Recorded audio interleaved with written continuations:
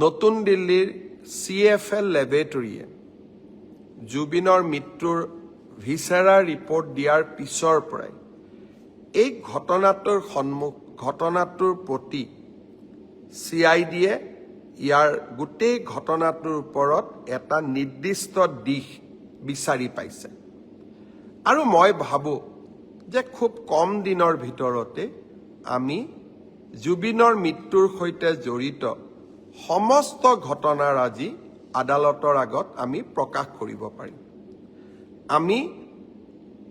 এতিয়া বহুখিনি কনফিডেন্ট হৈছো যে এই তদন্তৰ গতি আকাংক্ষিত গতিৰে আগবাঢ়িছে আৰু আমি নিৰ্ধাৰিত সময়ত আদালতক সমুখ খবৰ আমি জনাব পাৰিম ছিংগাপুৰৰ অসমীয়াসকল নহা বাবে আমি মনোকষ্ট পাইছিলো অহাকালি 4জনকৈ ছিংগাপুৰৰ প্ৰবাসী অসমীয়া অনুসন্ধানত যোগ দিবৰ বাবে গুৱাহাটীলৈ আহিব অৰ্থাৎ আগত এজন আহি গ'ল এতিয়া 4জন আহিব 6জন এতিয়াও বাকি থাকি যাব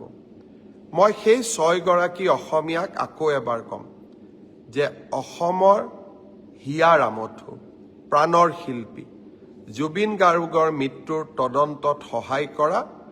আপোনালোকৰ লিগেল ৰেসপন্সিবিলিটি আইনগত দায়িত্ব আপোনালোকৰ মৰেল ৰেসপন্সিবিলিটি আপোনালোকৰ নৈতিক দায়িত্ব আৰু আপোনালোকে অসমলৈ আহিব লাগিবই যিসকলে অসমলৈ নিজে নাহে তেওঁলোকক কেনেকৈ আনিব লাগে তাৰ বাবেও আমি আইনৰ ব্যৱস্থা ল'বলৈ কুণ্ঠাবোধ নকৰো মই আশা কৰো আপোনালোকে সোনকালে আহক আপোনালোকৰ ষ্টেটমেণ্টখিনি লোৱাৰ লগে লগে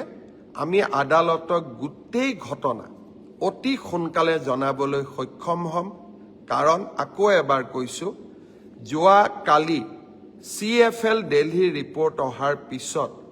এতিয়া আমি বহুত বেছি কনফিডেন্ট যে জুবিনক ন্যায় দিয়াৰ প্ৰক্ৰিয়া ন্যায় ন্যায়ালয়ে দিব কিন্তু ন্যায় দিয়াৰ প্ৰক্ৰিয়াক আমি ত্বৰান্বিত কৰিবলৈ এতিয়া সক্ষম মই যেনেকৈ প্ৰথম